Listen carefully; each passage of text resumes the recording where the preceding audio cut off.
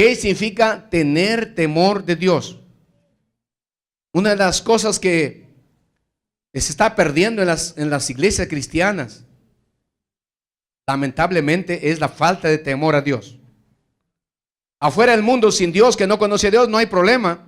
No llama la atención que el temor de Dios se haya perdido totalmente. Y entonces la gente hace lo que quiere y vive como quiere y anda como quiere. No tienen respeto de nada, ni a sí mismos se respetan. No hay nada, no tienen temor ni de las leyes, así lo maten, así vengan leyes que los maten, los encarcelen, los avergüencen, no le importa eso. Ahí no llama mucho la atención, pero sí llama la atención y da pena y tristeza que en las iglesias llamadas cristianas se esté perdiendo el temor a Dios. Y cuando eso se va perdiendo es muy grave, muy delicado. El pueblo de Israel, una de las cosas que Dios siempre le habló y quiso que entienda era acerca del temor que ellos tenían que aprender a tener de su Creador. ¡Aleluya! Dije que les voy a dar 4 conceptos principales, importantes. El primero que vimos es, temor de Dios es reverenciar su nombre. Es tener un profundo respeto al nombre santo de Jehová. ¡Aleluya! Si respetamos a los demás porque son seres humanos, a Dios le debemos dar un profundo respeto y reverencia. ¡Aleluya! No cualquier respeto, porque es lo máximo Él. Segundo concepto que vimos fue, el temor de Dios es obediencia incondicional.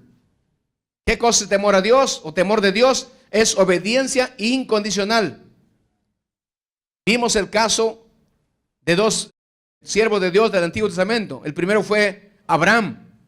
Dijimos que Abraham, Dios le pidió un día que entregara a su único y amado hijo en ofrenda, en holocausto, es decir, lo matara y lo quemara para Dios.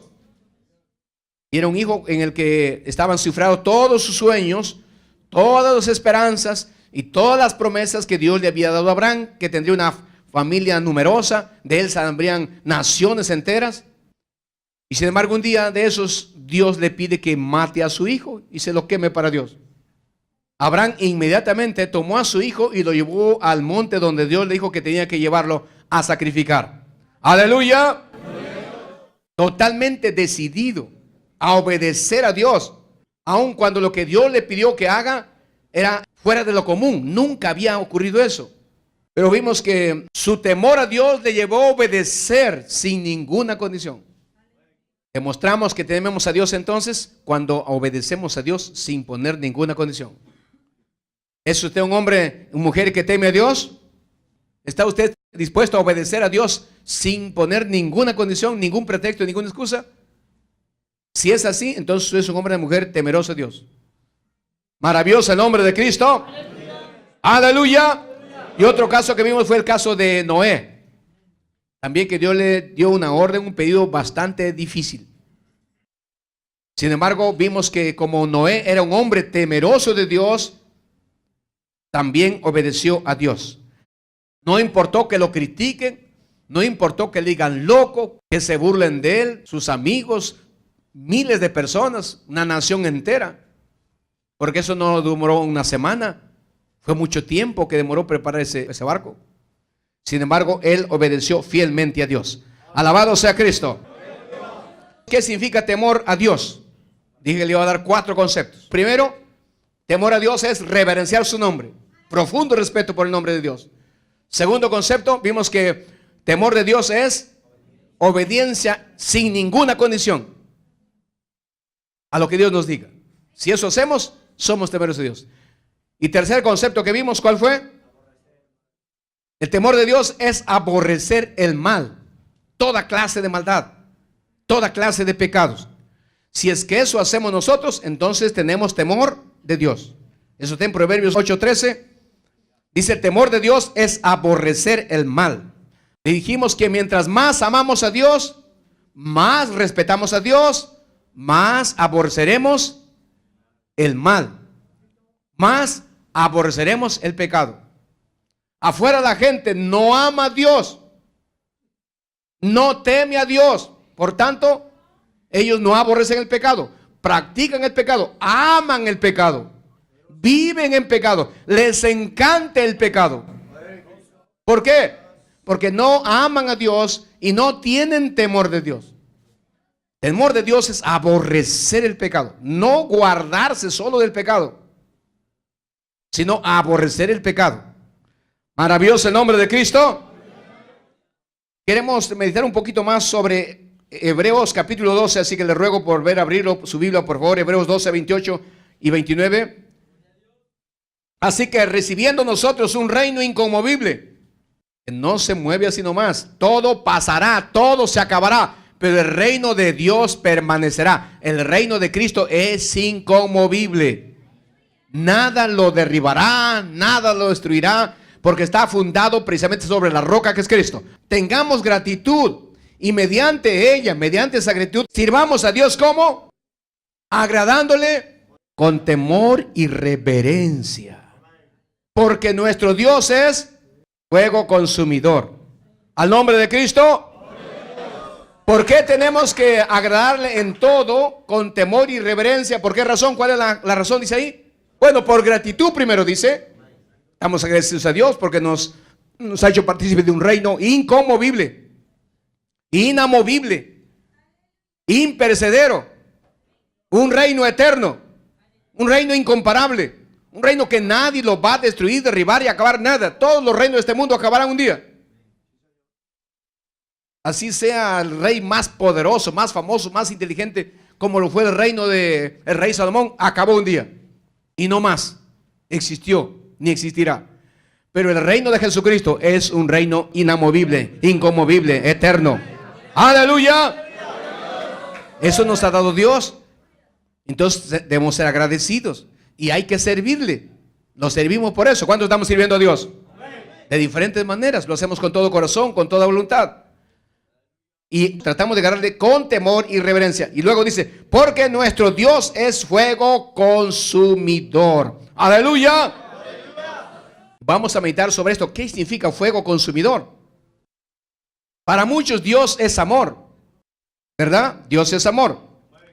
Así que como Dios es amor, quieren que les soporte, les tolere, les sobrelleve, se haga de la vista larga o gorda, como se dice en otros lugares, a todos sus pecados, a todo lo que hacen. Que Dios lo tolere sus caprichos, que Dios le tolere sus gustos, que Dios lo tolere, porque Dios es amor, dicen. Sus pecados que lo tolere, que no lo castigue, no sea drástico, porque Dios es amor, dicen. ¿Cómo Dios no va a pedir que dos personas se amen? Dice, aunque sean hombres los dos, o sean mujeres las dos. Dios es amor. ¿Qué de malo hacen entre ellos? Dios tiene que aprobar eso. Dice, yo creo en un Dios que es así. Y a los cristianos dice, ustedes son unos fanáticos, son unos homofóbicos. ¿En qué Dios creen? Dice, ¿qué clase de Dios es ese? Y ellos dicen, nosotros sabemos que Dios es amor. Y repito, porque muchos creen que Dios es amor, quiere que lo consienta, lo tolere, lo apañe. Poder en Jesús. Y dice así la gente porque no conocen bien a Dios. Tienen un concepto sesgado, parcial. Es una parte, no es todo lo que Dios es. Dios no solamente es amor, tiene decenas de atributos. No solamente es amor, es santo, por ejemplo. Es eterno. Es misericordioso. Es justo. Es verdadero. Aleluya. Aleluya. Pero también es fuego consumidor. Dios es celoso, dice. Pero repito, muchos creen y quieren que como Dios es amor, le tolere todas sus mentiras, le tolere todas sus inmoralidades, le tolere todos sus vicios, porque Dios es amor. Poder de Jesús. ¿Por qué la gente piensa así? ¿Por qué actúa así? Porque tienen un concepto equivocado de Dios o incompleto. Entonces, como no conocemos bien a Dios, esta ignorancia, este desconocimiento nos lleva a cometer actos de irreverencia, de irrespeto, porque no lo conocemos. ¿Cuántas veces ofendemos? Pecamos contra Dios. No tenemos temor de Él porque no le conocemos bien. Como mucha gente que dice, Dios es amor. Dios es lento para la ira, grande en misericordia. Eso es cierto. Dios se compadece, se acuerda de nosotros que somos polvo. Se compadece como el Padre se compadece de sus hijos. Amén, eso es cierto. Eso dice la Biblia también. Aleluya. Pero no todo eso es Dios. Dios también es justo. Dios también es recto. Dios también es fuego consumidor. Y si es recto, si es justo, si es fuego consumidor, no va a pasar por alto el pecado, la maldad, cualquiera que sea ese pecado. Dios no pasa por alto. No se hace de la vista larga o gorda. No. Por más amor que sea, no. Porque Él es fuego consumidor. Y dice en Nahum capítulo 1 verso 3, yo quiero que lo veamos esa cita. Maravilloso el nombre de Cristo. Jehová es tardo para la ira y grande en poder, y no tendrá por inocente al culpable. Porque de ninguna manera Dios tendrá por inocente al culpable. Así dice su palabra. Ahora veamos un poquito más esto. ¿Qué cosa es fuego consumidor? Pues bueno entender esto, el concepto. Tal vez muchos de ustedes no saben qué cosa significa que Dios es fuego consumidor. Veamos sencillamente el fuego. ¿Para qué sirve? El fuego, ¿para qué sirve? Quema lo que nos sirve. ¿Qué más hace el fuego? Nos alumbra. El fuego alumbra, guía. El fuego calienta, abriga. Esas tres cosas básicas hace el fuego: calienta, alumbra y quema. Pero una de las características del fuego es que representa, simboliza la presencia de Dios. Así que si ese fuego de Dios está en nuestras vidas, entonces ese fuego no nos calienta en el sentido es así, sino nos alienta, nos anima. Aleluya. El fuego, la presencia, el poder de Dios nos anima, nos levanta.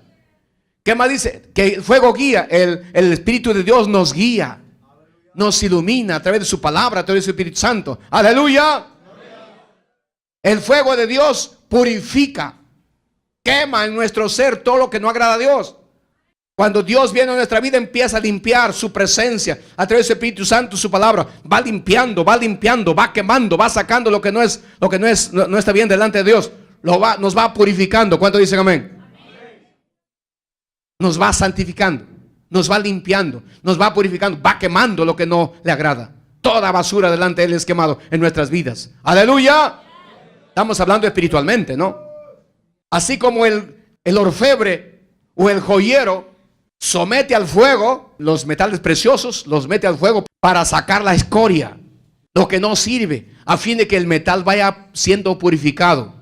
Así Dios muchas veces nos mete a su fuego para ir limpiando, quemando, purificando en nuestro ser, nuestra vida. ¿Por qué? Porque a Él le agrada eso, porque Él es fuego consumidor. ¡Aleluya! Y como también Él, en ese proceso de limpiar, purificar y corregir, dice la Biblia en Hebreos 12, 6 al 7, Dios es amor, pero si le desobedecemos, si pecamos contra Él, ¿qué sucede? Dice, porque el Señor al que ama disciplina y azota a todo el que recibe por hijo. Si soportáis la disciplina, Dios os trata como a qué. ¿Qué hijo es aquel a quien el padre no disciplina? Todo buen padre debe disciplinar a sus hijos. Maravilloso el nombre de Cristo. Y la disciplina no solamente el castigo físico. El castigo es una etapa, es una parte, es una fase de la disciplina. La disciplina primero es enseñanza, es guianza, luego es corrección. A veces entendemos que disciplina solamente es corregir. No, primero Dios te guía, te enseña. No viene a castigarte hacia lo bruto, a lo torpe. Te guía, te alerta, te advierte. ¡Aleluya! Dios nunca actúa así nomás, sin antes alertar, hablar. Y si Dios nos está dando esta palabra, hermanos, sobre el temor de Jehová, entonces ya no es culpa de Dios lo que Él pueda hacer con usted y conmigo si es que perdemos el temor a su nombre. Luego vamos a ver, hermano, hermana, las bendiciones del temor a Dios, pero al final vamos a ver las consecuencias de la falta de temor de Dios. Y vamos a ver unos ejemplos dolorosos, tristes, muy tristes en la Biblia, de hombres y mujeres que perdieron el temor de Dios. Es triste, porque el Dios al que adoramos no es un Dios cualquiera. Repito, no es un Dios tolerante del pecado que no tiene límites. No, no, no. Dios es santo, Dios es misericordioso, pero Dios es justo, Dios es verdadero y Dios es fuego consumidor. Y aquí estamos viendo en Hebreos 12, 6 al 7 que Dios es amor, pero si desobedecemos, ¿qué pasa? Nos va a castigar, nos va a disciplinar, nos va a corregir. Si pecamos contra Él y no nos arrepentimos. Eso no hizo siempre con el pueblo de Israel en el Antiguo Testamento. Pecaban, seguían ahí, Dios los castigaba. Todo eso por falta de temor a Dios. Ese pueblo murmuraba, como vamos a ver más adelante, contra Dios, contra los líderes de Dios, sin ningún temor. Es grave, hermano. ¿Cuántas bendiciones se pierden por no conocer a Dios y por no saber qué es temor de Dios? Pero repetimos, Dios siempre advierte, así como un padre a su hijo le dice: hijo, no hagas eso, no mientas, no engañes. Usted lo advierte, lo enseña. Y si sigue mintiendo, usted tiene que corregirlos, disciplinarlos. A su nombre, gloria. A su nombre, gloria. Denle un aplauso fuerte al Señor que está hablando en esta noche. Que hay que conocer que Dios es amor, pero también, hermano, castiga, corrige. Ya dijimos, no es un Dios que consiente el pecado. No podemos abusar de su amor y su misericordia. Porque si Dios solamente fuera amor y no fuego consumidor, no fuera justo, recto y celoso, nunca hubiera entonces mandado diluvio en el tiempo de Noé. Nunca hubiera mandado fuego que lo consuman a Sodoma y Gomorra. Dios no solamente es amor y misericordia, Él también es fuego consumidor. ¿Cuántos dicen amén? ¿Cuántos dicen amén? ¿Qué va a hacer usted a partir de hoy? Va a tener más en cuenta que Dios es fuego consumidor. Deuteronomio 4:24 dice: porque Jehová tu Dios es fuego consumidor, Dios celoso. Dios es fuego consumidor, es celoso, quiere que le amemos solamente a Él. Él, el primer lugar en nuestra vida, como ya hemos visto, es un tema anterior. ¿Qué ocupa el primer lugar en tu corazón? ¿A qué amas más? ¿Tu trabajito? ¿Tu negocio? ¿A tu esposa, a tu esposo amas más que a Dios? ¿A tus hijitos? ¿Dónde está tu corazón? ¿Dónde está el más grande amor de tu vida? ¿Dónde está? ¿En qué está? ¿Está en Dios? Si no es así, no te olvides que Dios es celoso. Él no comparte su gloria con nadie y Él no cede a nadie el primer lugar. Amarás al Señor tu Dios sobre todas las cosas. Amarás al Señor con todo tu corazón, con toda tu mente, con todas tus fuerzas y con toda tu alma. ¡Aleluya! Ese es el más grande mandamiento, dice la Biblia.